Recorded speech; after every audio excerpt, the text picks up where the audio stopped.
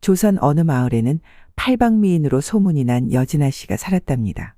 여진아 씨는 사대부 가문의 무남동녀로 부모님은 금지옥엽으로 키웠죠. 그리하여 여진아 씨의 부모님은 항상 여진이가 걱정이 되었답니다. 그도 그럴 것이 미모는 어머니를 닮아 피부는 백옥처럼 희고 눈은 송아지 눈처럼 크고 맑았으며 코와 입술은 고고하고 매혹적이었으니까요. 또한 아버지의 두뇌를 닮아 명석했으니 말하기 시작하면서 천자문을 속전속결로 떼었답니다. 그리하여 나이 16세가 된 여진아 씨는 사서오경을 뗀 지는 오래되었죠. 여진아 씨는 집에 있는 책들은 여러 번 정독을 하였기에 다른 서책도 접하고 싶은 마음에 새 책방에 갔습니다. 여진아 씨는 새 책방에 들어가는 순간 많은 서책을 보고는 감탄을 하지 않을 수가 없었답니다. 또한 그동안 보고 싶은 서책이 있었으니 다름 아닌 범죄를 다룬 서책이었던 거죠. 여진아 씨는 단숨에 책 한 권을 다 읽고 벅찬 감정을 표현할 길이 없었답니다. 그때 새 책방 맨 끝쪽 후미진 곳에서 서책에 집중하는 이가 있었으니 그 고을에 사는 이도훈 선비였습니다. 도훈 선비는 형조판서의 둘째 아들이었죠. 도훈 선비는 어릴 때부터 아버지의 가르침에 무예는 기본이었으며 곰방보, 편곤보, 격구보, 활쏘기 등등 모든 것이 능통했답니다. 용모는 반듯하고 잘생겼으며 키는 일반인보다 머리 하나가 더 있어 사람들을 내려다보았습니다. 헌데 성질은 꼬장꼬장 까칠했으며 별명은 얼음선비로 고을에 알려져 주변 사람들이 알아서 피해 다녔던 거죠. 허나 그 누구도 도훈 선비에 대해 모르는 것이 있었습니다. 도훈 선비는 무예보다는 서책 읽는 것을 더 좋아했던 거죠. 그리하여 틈만 나면 새 책방에서 서책을 보는 낙으로 하루를 보냈답니다. 헌데 도훈 선비의 귀한 시간을 방해하는 이가 있었으니 바로 여진아 씨였습니다. 여진아 씨는 새 책방에 들어오는 순간부터 감탄의 환호성을 지르니 도훈 선비는 순간 짜증이 확 났답니다. 새 책방에서 정숙하지 못하고 배우지 못한 낭자이겠지? 분명 얼굴은 매주 눌러 놓은 것처럼 생겼겠구나. 도훈 선비는 자신의 귀한 시간을 방해하는 낭자를 가만히 두고만 볼 수는 없었답니다. 그리하여 도포자락을 휘날리며 독살스러운 표정을 하고는 책꽂이 모서리를 돌며 나오는데 책꽂이 모서리에 여진아 씨가 와 있는 줄은 몰랐던 거죠. 여진아 씨도 갑작스럽게 덩치 큰 사내가 나와 놀라지 않을 수가 없었습니다. 그리하여 여진아 씨는 중심을 잃고 뒤로 넘어가려고 할 때 도훈 선비의 옷을 두 손으로 불끈 쥐었답니다. 여진아 씨는 뒤로 넘어지지 않으려고 본능적으로 잡았던 도훈 선비의 옷을 오른손으로는 옷고름을 뜯어냈고 왼손으로는 도훈 선비의 옷을 잡아당겨 옷 반쪽이 벌러덩 벗겨진 거죠. 도훈 선비의 근육들은 불끈불끈 여진아 씨에게 화를 내듯이 울퉁불퉁하였습니다.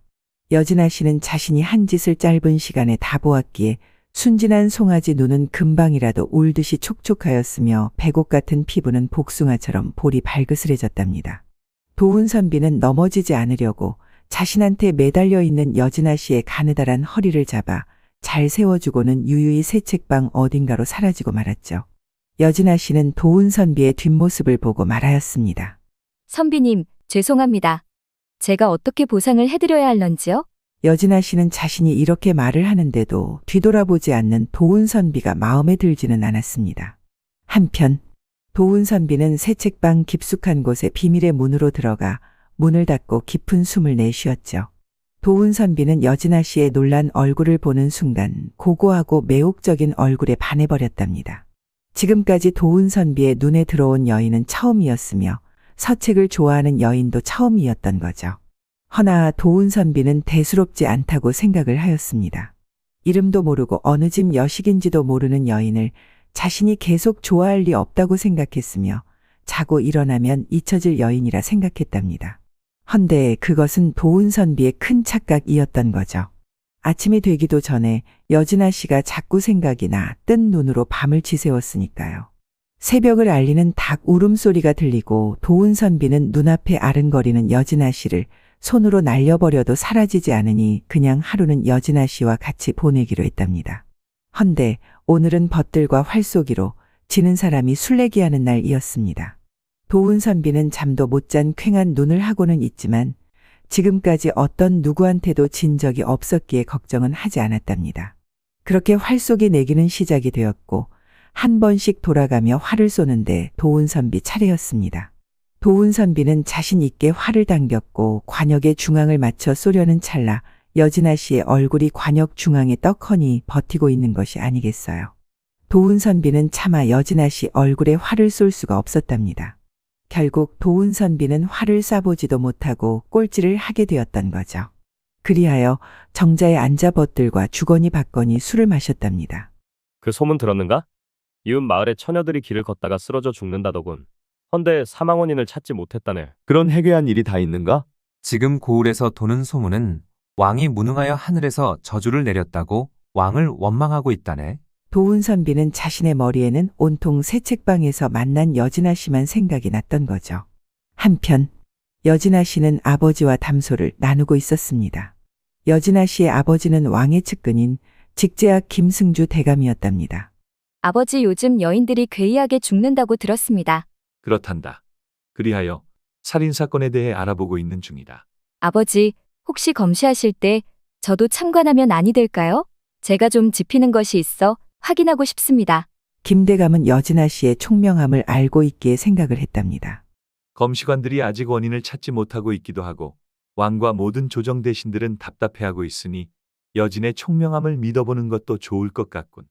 그리하여 다음 날 날이 밝으면 여진아 씨와 함께 궐에 있는 검언관에 가기로 하였죠. 한편 도훈선비는 늦은 저녁 아버지와 술을 하고 있었답니다. 도훈아, 내일 궐에 들어갈 것이다. 그러니 차비하거라. 아버지 저는 조정일은 관심이 없습니다. 알고 있다.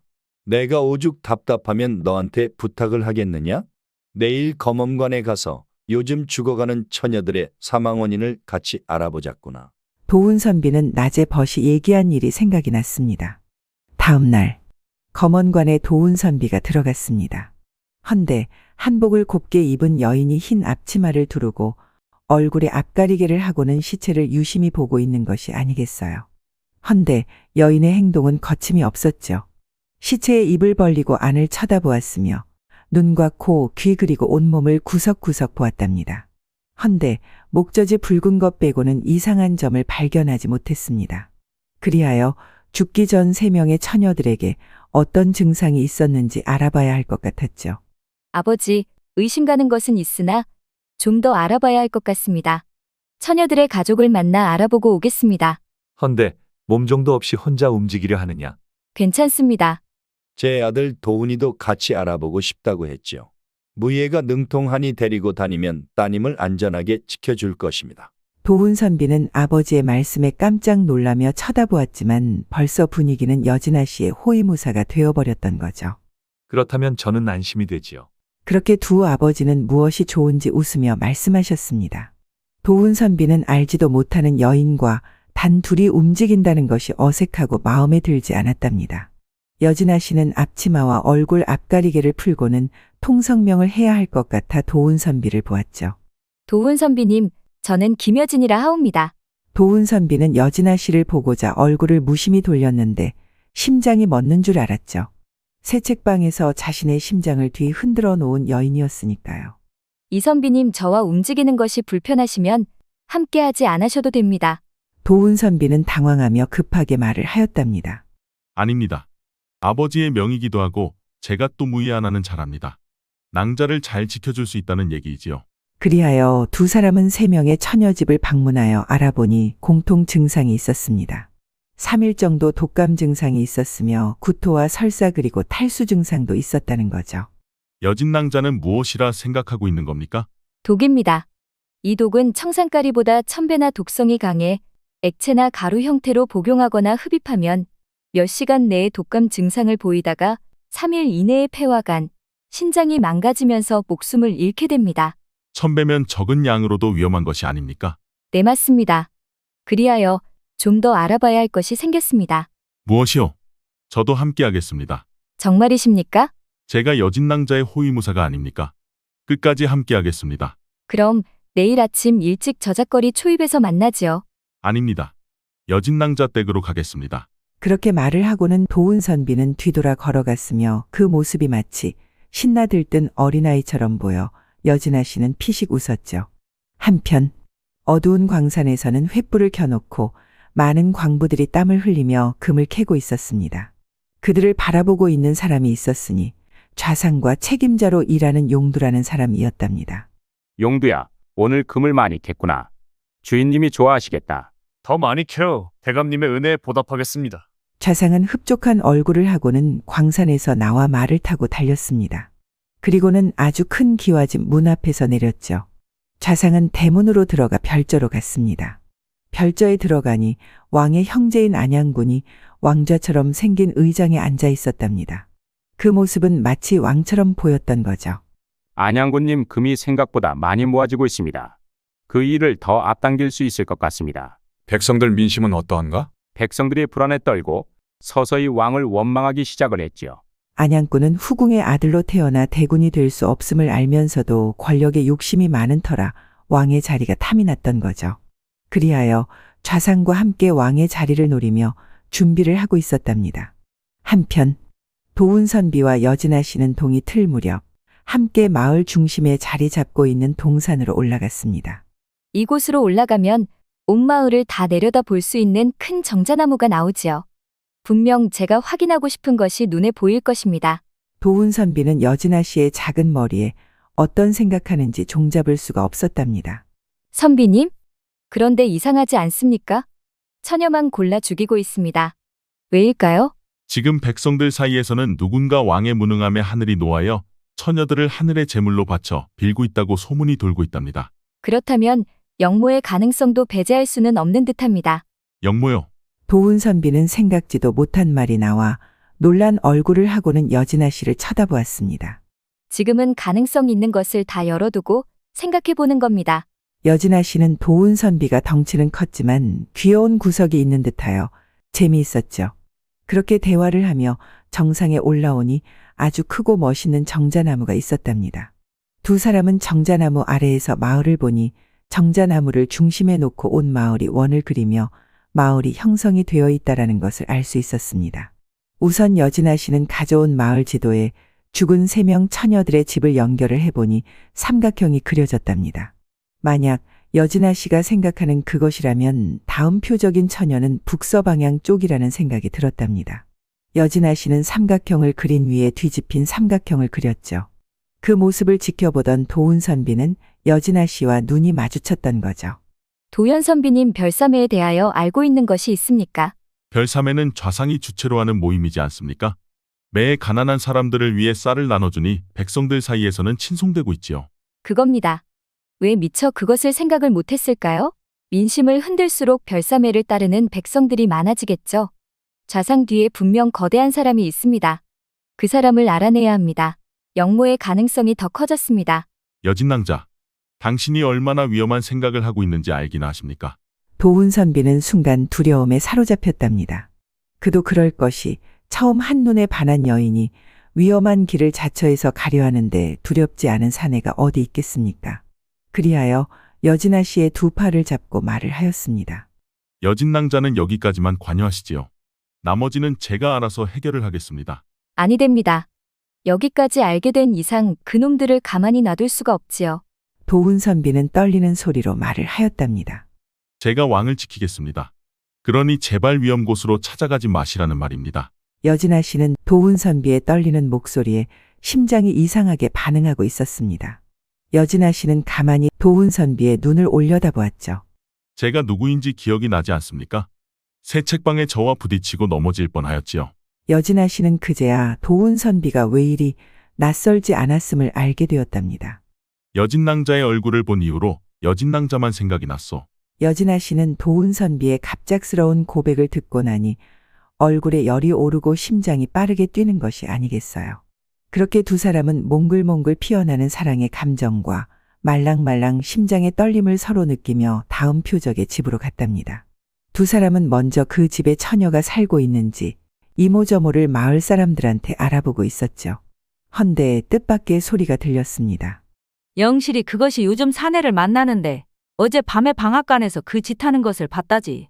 사내는 누구인지 아시나요? 아마 용두놈 같다고 하던디.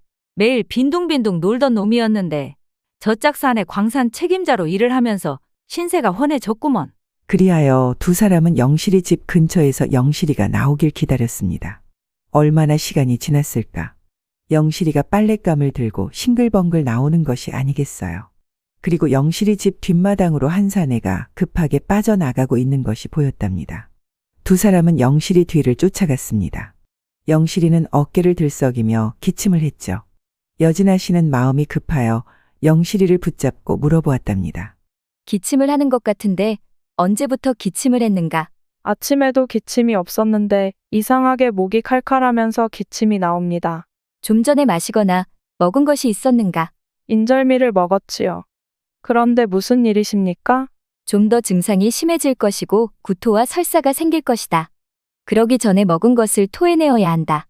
그래야 살 가능성이 높아질 것이다. 그것이 무슨 말씀이신가요? 이제 시간이 없다. 영실이는 사실 구토 증상이 있었던 거죠. 그리하여 영실이는 나무 뒤로 가서는 목에 손가락을 깊숙하게 넣고는 토해냈답니다. 그리고는 여진아 씨는 가까운 의원 집으로 영실이를 데리고 가서는 독을 해독하는 약을 먹이게 하였습니다. 인절미는 누가 주었느냐? 광산에서 일하는 용두라는 사람입니다. 그리하여 용두라는 사람을 잡기 위해 의금부에서 광산으로 갔죠. 광산이 있는 곳에 거의 도착을 할 때쯤 큰 굉음이 들렸습니다. 그리하여 광산으로 뛰어갔지만 광산이 폭발되었고 모든 것이 사라진 상태였답니다. 다음 날 도훈선비는 여진아 씨와 함께 새 책방으로 갔죠. 그리고는 도훈선비는 벽을 손으로 밀었답니다. 벽이 자연스럽게 열리고 도훈선비는 여진아 씨한테 들어오라 손짓을 했습니다. 비밀의 문으로 들어간 여진아 씨는 놀라지 않을 수가 없었죠. 겉에서 보이는 새 책방은 작은 일부 분이었던 거죠. 그 안은 진귀한 책들이 많이 있었답니다. 여진아 씨는 한참을 말을 못하고 수많은 책들을 바라보았습니다. 그 중에서 눈에 띄는 것은 수사를 가능하게 했던 법의학서인 무원록, 증수무원록, 증수무원록원에 그리고 심리록이 있었답니다. 여진낭자도 책을 좋아하는 것 같은데 언제든 이곳에 오셔서 책을 보시지요. 정말 그리해도 되겠습니까? 당연하지요. 도훈선비는 그렇게 책을 좋아하는 여진아 씨를 보고 더 흐뭇하였죠. 이선비님, 지금까지 조합을 해보면 전 영모로 밖에 생각할 수가 없습니다. 도훈선비는 여진아 씨를 물끄러미 쳐다보며 말을 하였답니다. 여진낭자, 이 일은 무지 위험합니다. 그런데도 계속 이 사건에 대해 파헤칠 겁니까? 당연하죠. 하나씩 하나씩 파헤쳐 나쁜 놈들을 벌로 응징해야겠습니다.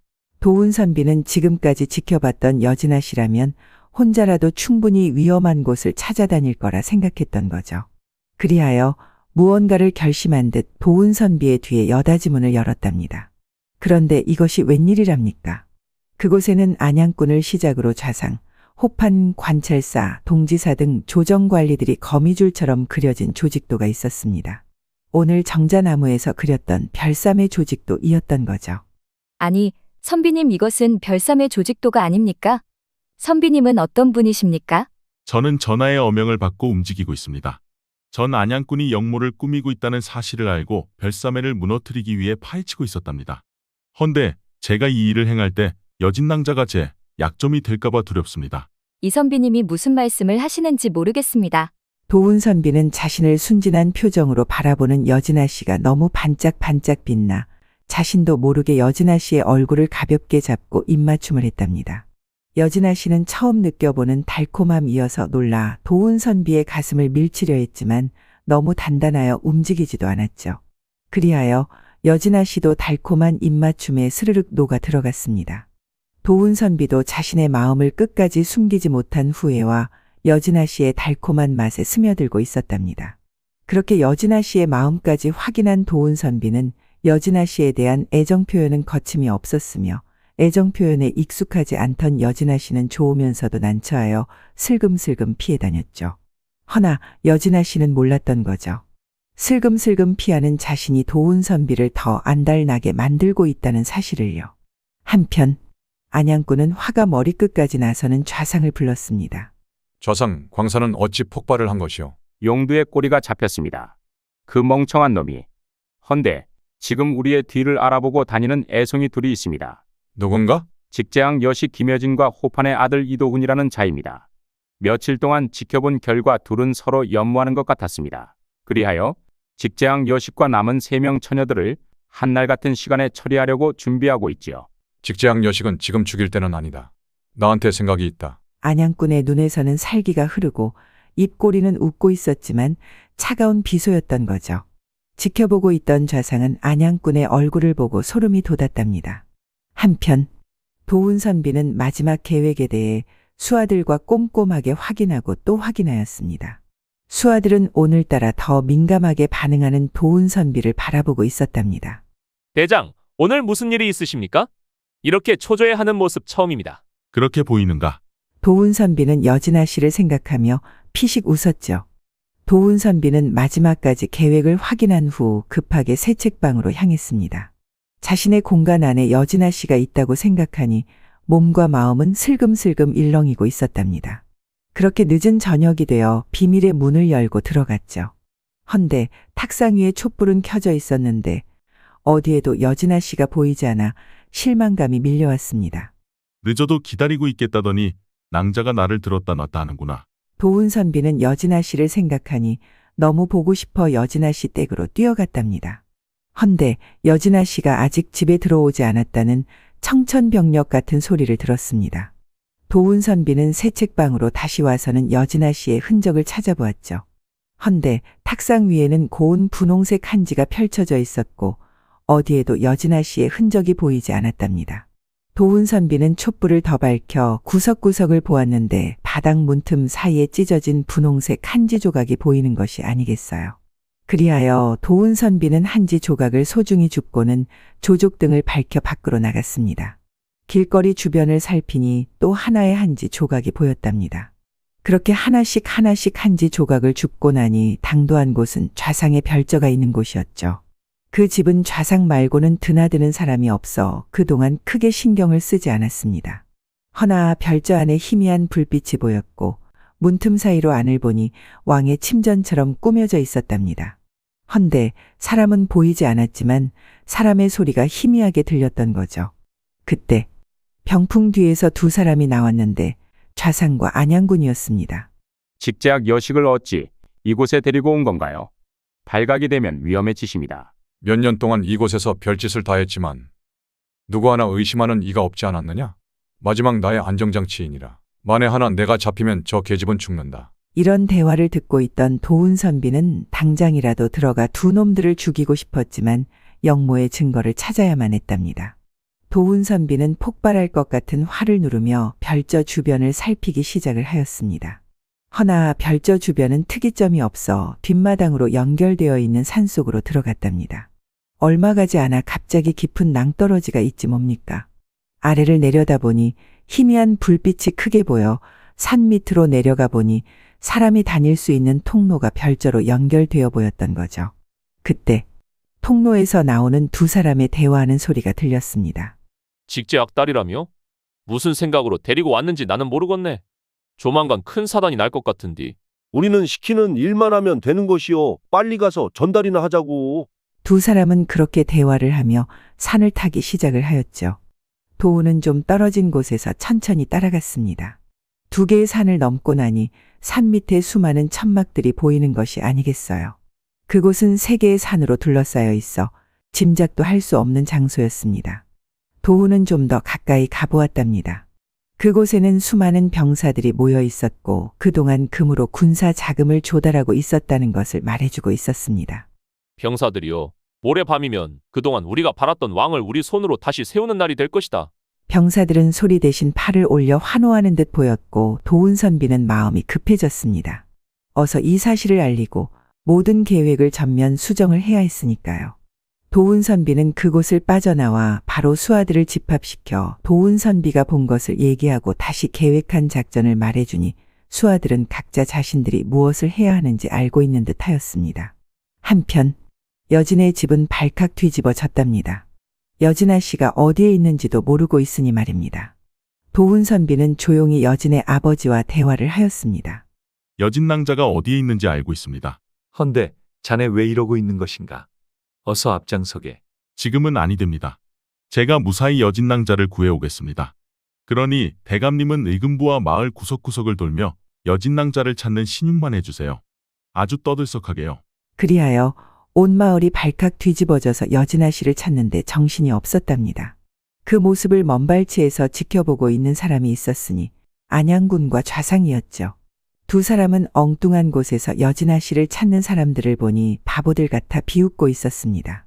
오늘은 저 꼴을 보니 편안하게 잠을 잘 수 있겠구나. 안양군은 앞으로 벌어질 일들을 상상하며 흐뭇한 미소를 짓고는 잠을 자기 위해 별조로 갔답니다.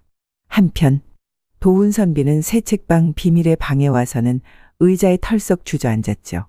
그리고는 가슴 안쪽에 분홍색 한지 조각을 탁상에 펼쳐 놓았습니다. 어두운 밤이어서 잘 몰랐지만 조각조각의 붓글씨 일부분이 보였답니다. 그리하여 조각조각 맞춰보았더니 여진아 씨가 도훈선비한테 보내는 연서였던 거죠. 당신과 함께하는 지금 꿈인가요? 생시인가요? 전 아무래도 좋습니다. 당신과 모든 것을 함께할 수 있다면 당신의 공간 속에서 있는 나는 당신이 빨리 오기만을 오매불망 기다리고 있지요. 허나 좀 늦어도 좋으니 한 발 한 발 조심히 오소서. 당신을 영원히 연모하는 여진. 도훈선비는 여진아 씨의 연서를 읽는 순간 두 눈에서는 눈물이 흘렀습니다. 도훈선비는 이 애타는 마음을 어찌해야 할지 당장이라도 달려가 안양군과 좌상의 목을 100번이고 1000번이고 베고 싶지만 그럴 수 없는 지금 심장이 터질 것만 같았답니다. 도훈선비는 눈물을 닦고 나갈 준비를 하였죠. 도훈선비는 별저에 좀 일찍 도착을 하여 군사들이 제대로 배치가 되었는지 확인을 마무리하였답니다. 동이 트려고 할 때 모든 군사들은 일제히 영모자들을 때려잡고자 출동을 하였죠. 도훈선비는 급하게 방으로 뛰쳐들어가 안양군을 잡으려 했으나 이불자리만 남겨져 있을 뿐 사람이 사라지고 없었습니다. 그리하여 여진아 씨도 찾았지만 아무 곳에도 없었답니다. 또 다른 출구가 있더라는 말인가? 도훈선비는 마음이 급해졌습니다. 그리하여 병풍에 화풀이를 하듯이 돌려차기로 팍 차버리니 두 개의 출구가 보였던 거죠. 도훈선비는 또 다른 출구로 빠르게 달려가 나오니 다른 산으로 이어져 있어 무조건 뛰었습니다. 그렇게 나뭇가지에 스쳐 얼굴에 상처가 났지만 지금은 어떤 것도 여진아 씨 말고는 중요한 것이 없었으며 숨이 턱까지 찰쯤 저 멀리 포승줄에 묶여 끌려가는 여진아 씨가 보였답니다. 도훈선비의 눈빛은 인간의 눈빛이 아니었으며 돌변한 눈빛은 안양군을 잡아 삼킬 듯이 살벌하게 보였습니다. 안양군은 도훈선비의 눈빛을 보고는 자신이 인지를 잘 못 선택했음을 깨닫는 순간이었던 거죠. 안양군은 더 이상 물러설 곳이 없었기에 멈추고는 여진아 씨로 협박을 했죠. 안양군, 넌 절대 자수하지 말거라. 내가 감히 누구를 협박했는지 알려주마. 도훈선비는 서서히 안양군한테 심리적 압박을 시작하였죠. 안양군은 서서히 자신한테 오는 도훈선비가 자신을 무시하는 것 같아 무척 기분이 나빴답니다. 그리하여 안양군은 돛가루가 든 통을 꺼내고 있었습니다. 그 사이 도훈선비는 손으로 여진아 씨한테 서서히 안양군 옆에서 떨어지라 신호를 보냈죠.